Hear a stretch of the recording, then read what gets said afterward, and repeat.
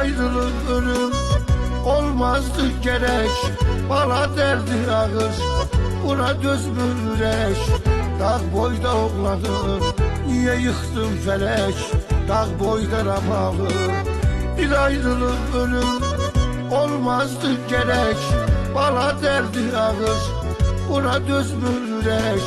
Dağ boyda oğlanım, niye yıktın felek? Dağ boyda ramalı, niye aldın felek? Kaş ucun olaydı, şar günün ayramal. Gem keder olaydı, yar günün ayramal. Partayının onunda anadan olmuşam, mübarek avcının avcının ayramal. Kaş ucun olaydı, şar günün ayramal. Gem keder olaydı, yar günün ayramal.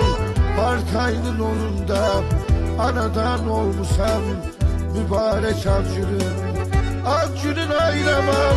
Ata-anan her gün saklıyor yasını, her ikisi yitirmiş sen tek balasını. Koşun ilahim, çok gördü onlara, değmedin eline. Ata-anan her gün saklıyor yasını, her ikisi yitirmiş sen tek balasını. Koşun ilahim, çok gördü onlara, değmedin eline. Beyli libasını kaş ucun olaydı, şar günün ayramal. Gem keder olaydı, yar günün ayramal. Partayının onunda anadan olmuşam, mübarek avcının ayramal. Kaş ucun olaydı, şar günün ayramal. Gem keder olaydı, yar günün ayramal. Partayının onunda anadan olmuşam, mübarek avcının ayramal. Koymuşsan onları sanki son nefeste, hardasan hardasan bir ay boyu beste. Atan ile ağlıyor mezarının üstte, anan ile ağlıyor.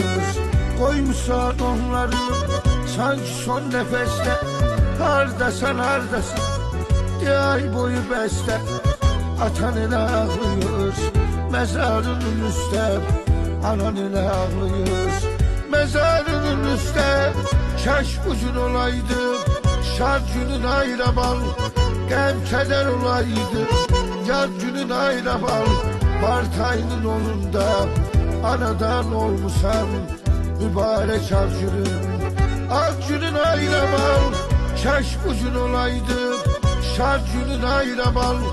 Gem keder olaydı, yar günün ayramal.